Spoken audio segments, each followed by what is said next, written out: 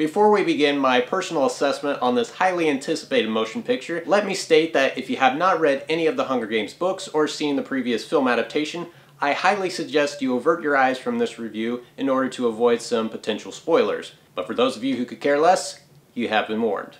We pick up the story 1 year after Katniss Everdeen, played by Jennifer Lawrence, and Peeta Mellark, played by Josh Hutcherson, successfully winning the 74th Annual Hunger Games, a televised event created by the Capitol where children and young adults are chosen to fight each other to the death in order to keep the lower class citizens in line. But much to their dismay, they find out that winning the games is one and the same with losing, as they have to put on a charade for everyone living at the Capitol that they are madly in love with each other, or else the tyrannical dictator, President Snow, played by Donald Sutherland, will execute everyone they both hold dear to them. But things start to go radically out of control as a new revolution begins to unfold, and in order to contain this impending uprising, President Snow and the new head game maker, Plutarch Heavensbee, played by Philip Seymour Hoffman, devise a plan to bring back not only Katniss and Peeta, but also previous Hunger Game winners to fight to the death once more for the third quarter quill. It's been a long while since I've seen the original film, which is why I went ahead and did the double feature showing at the theater to kind of refresh my memory a bit.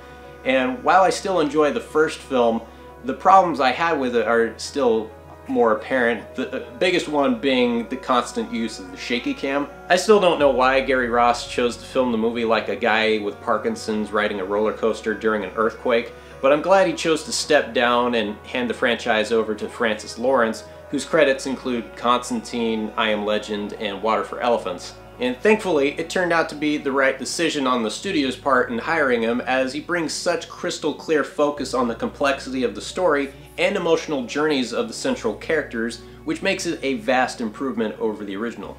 Another element that's been vastly improved are the villains, who kind of felt like they were taking the backseat in the original, but here they never felt more threatening and despicable, especially with President Snow, who for the most part has a calm attitude against the impending revolution, but you could still sense his hatred over Katniss and her people. He's exactly what this series needed, a good, proper, evil villain, and Donald Sutherland totally delivers. And you know who else continues to deliver? Jennifer Lawrence, whom ever since scoring her first Oscar nomination for Winter's Bone, has been turning in great performance after great performance, and her role as Katniss is no exception.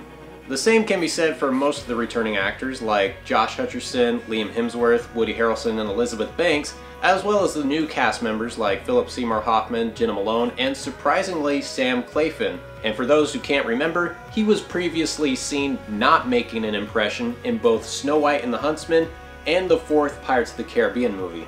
And you know, for a guy who came off as bland and forgettable in those films, he's actually one of the most memorable characters in this movie. He may have the look and resemblance of someone like Aquaman, but due to his charismatic cockiness, he ends up becoming, for me at least, the Han Solo of the Hunger Games series.